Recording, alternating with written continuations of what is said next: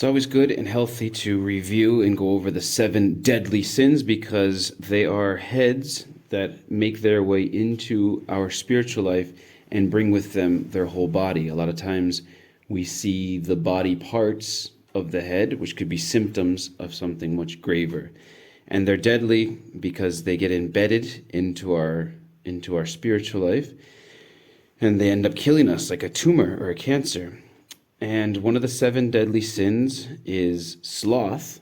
Sloth would be the head, and with that head you have many different members. So sloth is a lot of times seen as laziness. You hear laziness, you hear inactivity, stupor. Stupor means kind of like you're comatose, which means you're kind of cloudy. You're cloudy. You don't really see clearly, and you kind of just bounce through life, getting just like tiny little snippets of light. There's not like a clarity which gives you like a direction and a drive and a force, an impetus, or as we would say in the spiritual life, a fire. It's the total opposite. It's cold and it's slow and it's sluggish, like a slug. And desolation comes with it. Spiritual desolation comes with sloth. Spiritual desolation is basically I go into my time of prayer and it's nothing.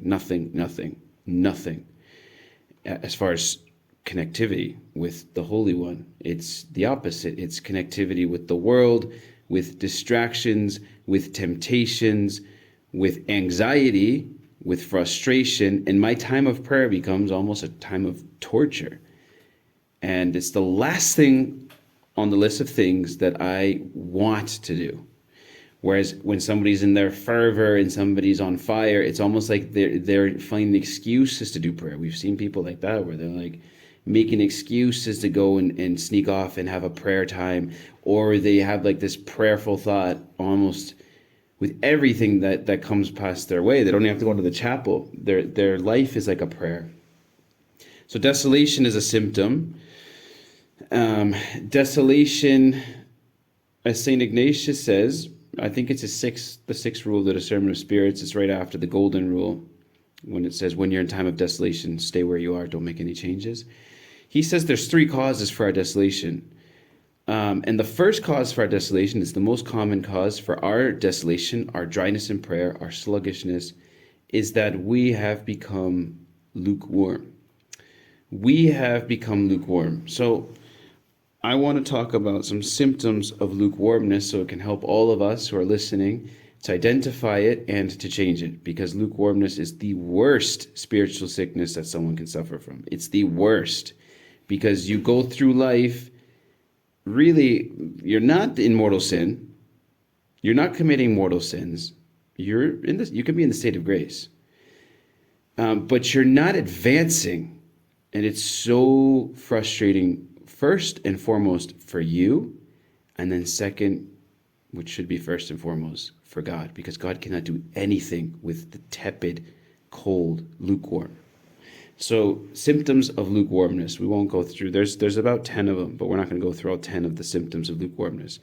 The first symptom is what the church fathers call loquacity. Loquacity means speaking unnecessarily, too much speaking.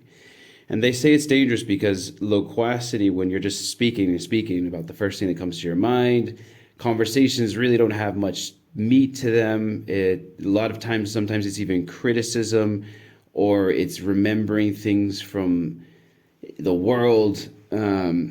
Really nothing constructive. If you're there in a family situation with your husband or your wife, reflect on, okay, what are the conversations around? And that's a first symptom. If I am loquacious, which means it's just like this verbatim, which means like words and words and words and words that are coming out, and the words don't have any substance or any power to construct. This is one of the first symptoms. As we're listening, we can kind of think maybe that's in there. Too much speaking, which means it's a lack of silence. Second symptom would be an abhorrence, a dread a fleeing from anything that has to do with mortification. Mortification, zero. Mortification becomes hateful because mortification is the death of what needs to die in me so that the spirit can live, which is the flesh. Because St. Paul says you cannot have contemporarily together the flesh alive and the spirit alive. Either the flesh will be alive and the spirit will be dead, or the spirit will be alive and the flesh will be dead. So what happens there? Well, that's us mortifying.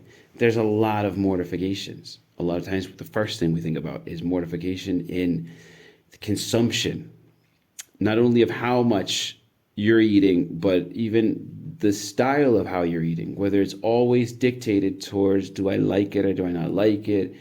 I could, make things taste better, or, that whole field of food. Okay, that's the first one usually people think about, mortification. You can mortify yourself in conversation, going back to the first symptom of speaking, maybe not speaking.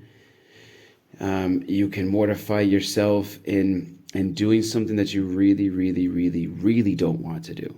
And when you start hearing your flesh screaming, it could be anything from, let's say it's let's go back to the family situation. It's your wife who usually empties the dishwasher.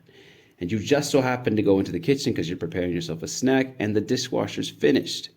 And it's all dry, and all those plates, cups, silverware, big spoons, like all that can go back into its respective place, which is like, that's going to take about 15 minutes because everything has to go back into its place. You can't just throw it anywhere. That's a mortification, and your flesh starts screaming at you. Don't even think about doing that. If you do that, you are killing the flesh. So the flesh goes down and the spirit goes up. That's a symptom there of lukewarmness, the desire not to do any mortifications whatsoever. And the third symptom, and maybe we can just end with this symptom, and it kind of goes back to what we were talking about before. A symptom of lukewarmness is almost a dread and a sadness of anything that has to do with the spiritual life. You heard that there was this book, that was really good, like Mother Teresa, and it was unbelievable. There's so many good things in that. And you were like, I would much rather watch a YouTube video on Mother Teresa or something. You don't want to read, because reading is a spiritual activity. No, not reading. Or listen, you were talking and you thought maybe it was going to be a good idea, especially coming up into Advent, to set aside a half an hour every day. And a half an hour every day, you're going to go into the chapel or your church and you're going to do a prayer, half an hour of Lectio Divina, reading the gospel. Maybe a couple of times you do it because it's a novelty, but then once the novelty's gone, the last thing on your heart that you want to do, there's almost a sadness when you think about doing it. That sadness that you're experiencing about doing something spiritual is a symptom of this lukewarmness. So what's the remedy? The remedy to all of this is, as St. Thomas Aquinas says, the remedy to lukewarmness is the incarnation, which can sound very abstract and it can sound very unpractical. But what St. Thomas is saying is, since God became man and he's incarnate and he's touchable, he's objectified, he's there, he's an object, you can experience him literally because we know he's incarnate. Well, contact with the incarnate word, the word made material, is the first remedy against lukewarmness. So you have to fight through going through mortifications, stop talking so much, finding times for spiritual things. That fight brings you into contact with the incarnate.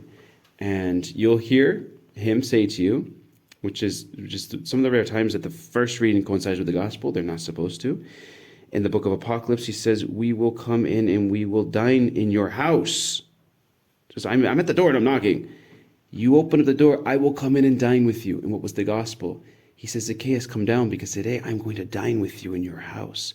That's contact, intimacy, and a meal and a sharing with God. And there's nothing like that. So let's be careful with sloth, because symptoms of sloth can be desolation, can be this lukewarmness, and we can say, woof, be careful, because we didn't even talk about activism, because activism is also a symptom of sloth. Just because you're doing a million things doesn't mean you're not sinning against the sin of laziness and sloth, because you can be doing everything except the one thing that you're supposed to be doing. You're doing so many things because you don't want to do this one thing, and then you've fallen into activism, which is also a sin. It's a sin of sloth. So may God help us run, as St. Paul says, may God help us run, put all these things before him in prayer. Let's just take these three and let's take them into Advent. Let's examine the way we're speaking, how we're speaking. Let's examine our relationship with our life of mortification, and let's examine our spirit of going into prayer and silence. Amen.